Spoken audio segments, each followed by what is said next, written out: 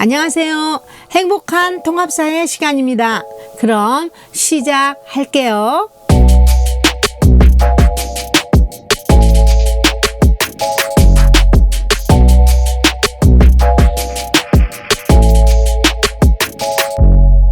안녕하세요. 행복한 통합사회 온라인 4차 수업을 시작하겠습니다. 수행평가 보느라 수고 많으셨죠? 조금은 편안한 주말을 보내셨는지요? 먼저 그럼 우리 저번 시간에 이어서 헌법 조항 다시 보기를 한번 해보겠습니다. 여러분 교과서 300쪽입니다. 헌법 12조 5항에 보면 누구든지 체포 또는 구속의 이유와 변호인의 조력을 받을 권리가 있음을 고지받지 아니하고는 체포 또는 구속을 당하지 아니한다.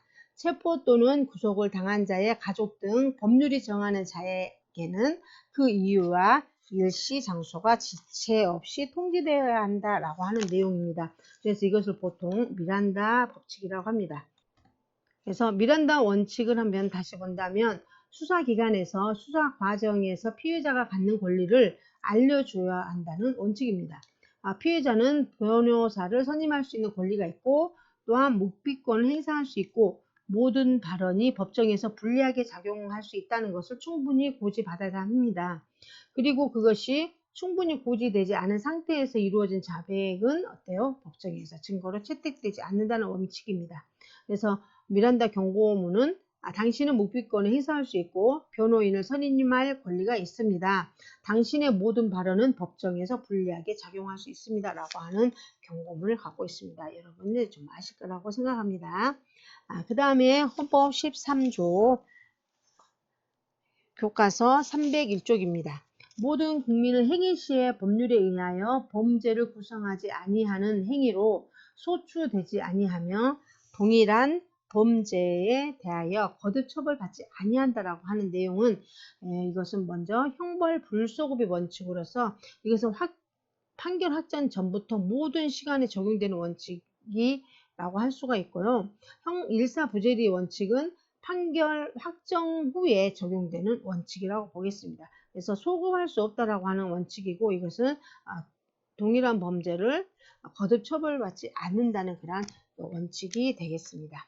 그리고 13조 2조에 모든 국민은 소급 입법에 의하여 참정권의 제한을 받거나 재산권을 박탈당하지 아니한다. 이것은 소급 입법 금지에 대한 내용이고요. 3항은 모든 국민은 자기의 행위가 아닌 친족의 행위로 인하여 불이익한 처우를 받지 아니한다. 라는 연자제 금지 내용도 있습니다.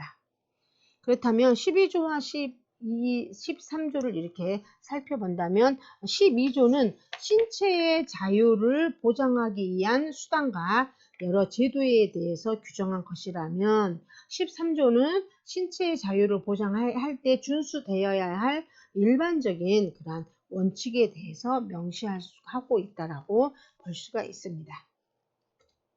그렇다면 헌법 제23조 보겠습니다.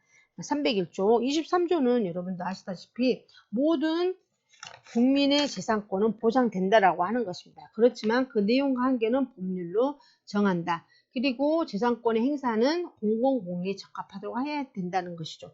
국민이 재산권을 가지고 있다고 해도 재산권을 마음대로 행사할 수 있는 것은 아니란 거죠. 그래서 특히 재산권은 어때요? 내 거니까 나 혼자 누리는 것이 아니라 그 권리자에게 공공복리에 적합하게 행사할 의무를 지운다는 거죠. 그래서 모든 국민이 함께 누리기 때문에 이러한 재산권도 다른 자유권과 마찬가지로 상대적으로 했을 때 상대적 권리로 바뀌어 있다라고 하는 것을 여러분이 잘 아시면 되겠습니다. 그 다음에 제3장 국회입니다. 국회 302쪽입니다. 302쪽에 보시면요. 입법권은 국회에 속한다. 여러분 다 아시는 내용이죠. 그죠? 그런데 44조를 보면 국회의원은 현행 범인인 경우를 제외하고는 회기 중 국회 동의 없이 체포 또는 구금되지 아니한다라고 하는 의원의 불체포 특권이 여기 나와 있습니다. 이것도 같이 알아주시면 되겠고요. 4장은 정부입니다. 303쪽입니다. 제1절 대통령 그리고 헌법 66조에는 대통령의 의무가 나옵니다.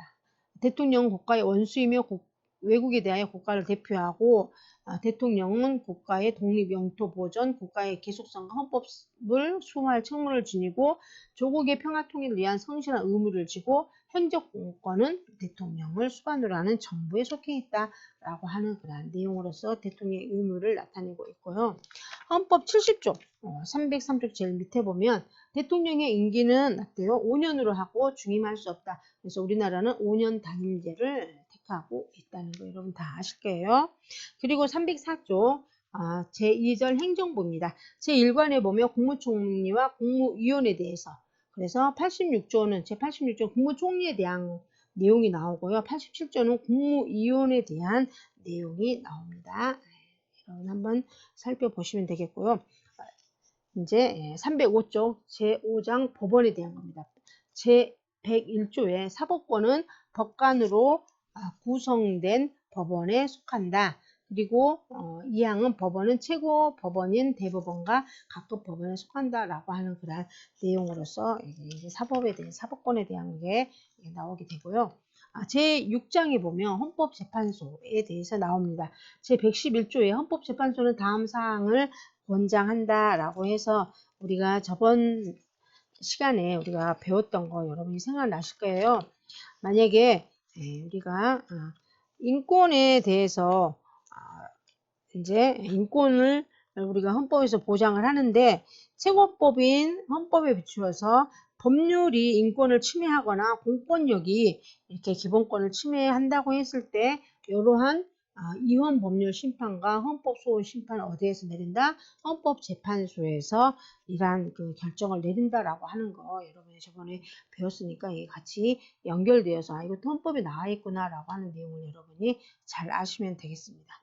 그리고 이제 마지막으로 제10장 307쪽에 보면 헌법 개정에 따른 여러 과정들, 여러 요건들에 대해서 잘 나와 있으니까 여러분도 헌법에 대해서 잘 살펴보는 그런 시간을 가지면 좋겠습니다. 이상 헌법에 대해서 마치고요. 그럼 교과서 125쪽 우리 한번 살펴보겠습니다.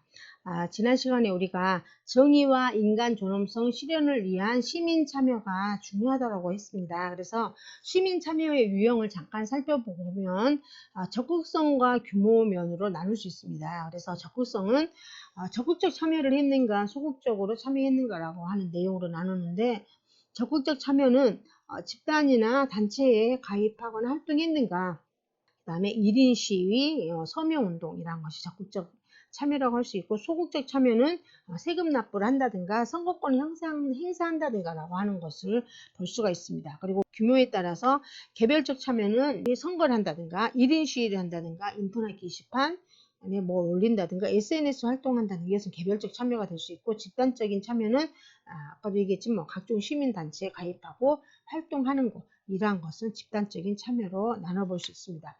이렇게 이제 시민 참여를 다 했었어요. 그런데 이제 불이한 내용이 있다는 거죠. 정책이 있어서 이렇게 많은 호소를 하고 참여를 했는데도 불구하고 꼼짝도 안 하면 어떻게 해야 되는가 라고 해서 나온 게 이제 우리가 시민 불복종 이라고 할 수 있습니다. 교과서 보면 국가가 정당하지 못한 권력을 행사할 때 합법적인 절차와 다양한 시민 참여를 통해서 바로 잡을 것을 국가에 요청하는 거예요. 그래서 이러한 이제 모든 수단을 동원했음에도 국가의 그런 부당한 권력 행사가 계속된다면 시민 불복종도 고려할 수 있다는 거죠. 그래서 이 시민 불복종은 국가의 부당한 권력 행사가 계속되고 잘못된 정의롭지 못한 정책에 대해서 어떻게 비폭력 수단으로서 복종을 거부하는 것을 얘기합니다. 그럴 때는 어때요? 제재도 있고 불이익도 있지만 그것을 감수하면서도 잘못된 제도에 저항하는 행위라고 할 수 있습니다.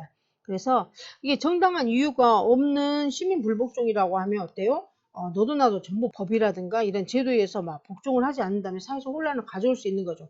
그렇기 때문에 시민 불복종이라고 하더라도 신중하게 실행을 해야 되는데 이 시민 불복종이 정당화되려고 하면 이러한 4가지의 조건이 필요합니다. 첫 번째는 공익성입니다. 이것은 뭐냐면 사회 정의 실현이 이렇게 목표가 돼야 된다는 거죠. 그래서 이러한 것이 어때요? 이제 나만을 위한 게 아니고 사회 정의를 위해서 해야 되는 거고, 이제 두 번째는 비폭력성이에요. 폭력적 행위를 해서는 안 된다는 거죠. 그리고 세 번째는 이제 처벌 감수. 어떤 처벌을 받더라도 처벌 기꺼이 나는 각오한다, 참여할 의사가 있는 거, 이건 처벌 감수가 되고, 이제 최후의 수단은 다른 모든 합법적인 수단으로도 해결되지 않을 때 어쩔 수 없이 마지막으로 행사할 수 있는 거, 이렇게 네 가지 것이 바로 정당화 조건에 들어가게 됩니다. 그래서 이러한 시민 불복종의 연호는 그럼 어디서 났을까라고 하는 것을 잠깐 이렇게 살펴본다면요. 여기 이제 시민 불복종으로 본다면 뭐 로마 제국 때부터 여러 이제 거슬러 올라갈 수 있겠지만, 그 주요 원칙이 소로의 시민 불복종의 책에서 볼 수 있습니다. 헨리 데이비드 소로라고 해서 미국 사람이죠. 그래서 이제 소로는 미국이 텍사스를 점령하기 위해서 멕시코와 전쟁을 벌일 때 그 전쟁 비용을 충당하기 위해서 국민에게 세금을 물리게 되니까 거부를 하고, 이 사람 역시 어떻게 감옥에 들어가게 되는 거죠. 그리고 노예제도라든가 원주민에 대한 그런 가혹한 정책에 굉장히 반대를 하게 됩니다. 그래서 이분이 어떤 말을 했냐면, 불의의 법들이 존재한다. 우리는 그 법들을 준수하는 것으로 만족할 것인가? 첫 번째, 그냥 만족할 것인가? 아니면 그 법이 개정하려고 노력하면서 개정이 성공될 때까지 그 법을 지키고 있을 것인가? 불의의 법인데. 아니면 당장이라도 그 법을 어길 것인가? 라고 하는 내용으로서 이제 시민불복종의 것이 나오는데요. 이분의 이러한 시민불복종의 내용은 다음에 이제 간디의 비폭력 운동이라든가 1960년대 흑인의 민권 운동 등에 커다란 영향을 끼치게 됩니다. 그럼 다음 교과서 126쪽을 한번 보겠습니다. 여러분, 첫 번째 이분이 누구예요? 간디죠, 간디. 간디는 어느 나라 분이에요? 인도 분이죠. 그 당시에 1900년 초반이라고 하면 영국은 어때요? 인도는 영국의 식민지가 된 상황이에요. 그래서 영국에서 어떤 것을 조건으로 내걸었냐면, 얼마 전에 우리 그거 배웠죠. 미국의 보스턴 차 사건에서도 보면 굉장히 많은 세금을 이렇게 붙이게 되는 거죠. 설탕세, 뭐 차세 이렇게 하면서 미국의 독립운동에까지 이렇게 하는 동화선이 된 게 보스턴 차 사건인데, 마찬가지로 인도에도 소금법이라고 하는 것을 이제 부과를 시키게 됩니다. 소금세를. 염세죠, 염세.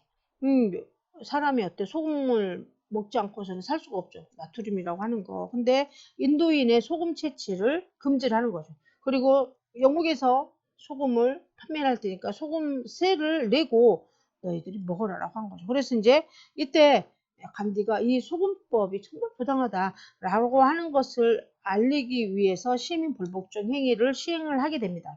계획을. 그래서 어디까지? 한 달에 걸쳐서 처음에 79명의 추정자와 함께 24일, 한 달 기간 동안 계속 걷게 되는 거죠. 어디? 이제 단디 해변까지 480km, 서울에서 부산까지의 그런 거리 정도 되는 것을 이렇게 이제 단디 해변에 도착을 했습니다.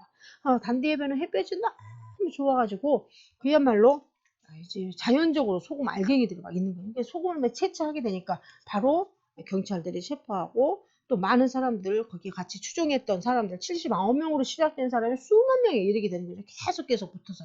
그래서 그 사람들은 어때요? 체포를 하게 되고, 여러 폭력을 시행하게 되니까 그 많은 또 옆에 와 있던 기자들이 이렇게 취재를 해서 전 세계 언론으로 퍼지게 된 거죠. 그래서 영국을 압박하게 되면서 소금법이 급기야 폐지되고, 다음에 뭐예요? 영국으로부터 독립까지 가져오게 되는 하나의 중요 원인이 되는 간디의 불복종 운동이랑 여러분 잘 아시면 되겠고요.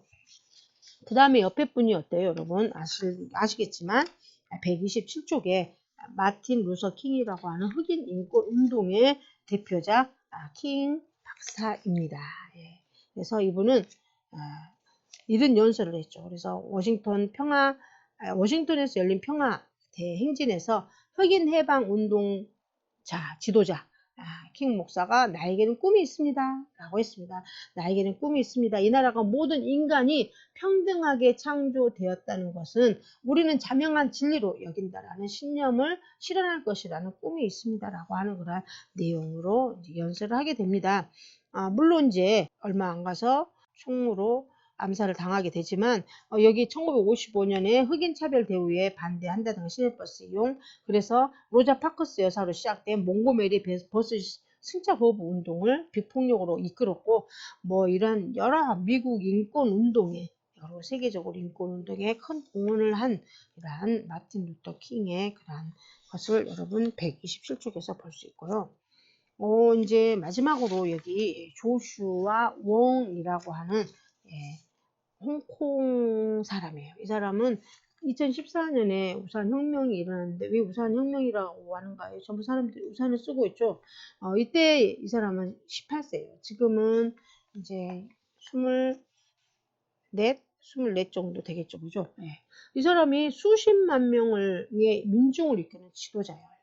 왜냐? 그 당시 홍콩은 어차피 이제 중국의 땅이지만 영국으로부터 이제 다시 되돌려 받았기 때문에 굉장히 독립성이 강하다라고 할 수 있는데 홍콩에서 제일 높은 사람 행정장관이에요. 근데 행정장관을 그동안에 중국의 입맛대로 중국의 허가를 맡아야지만이 행정장관을 할 수 있었는데 그러지 말자. 홍콩에서 홍콩 사람으로서 홍콩 행정장관을 뽑아야 된다. 홍콩 장관을 직선제로 하자라고 하는 목소리를 나오게 되니까 그것으로서 이제 불복종 운동을 하게 됩니다.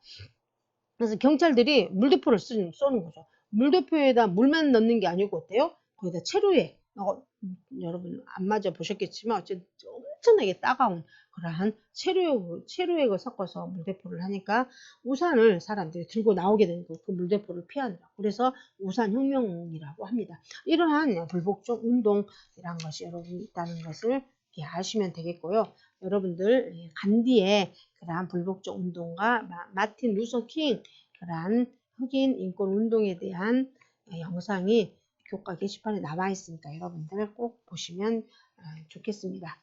그렇다면 오늘은 헌법의 중요 조항을 다시 한번 살펴보았고요. 시민 불복종과 그리고 그 정당화 조건에 대한 것도 같이 배웠습니다. 여러분 수고 정말 많으셨고요. 오늘 행복한 통합사회 이만 마치겠습니다. 여러분 감사합니다. 다음 시간에 만나겠습니다. 고맙습니다.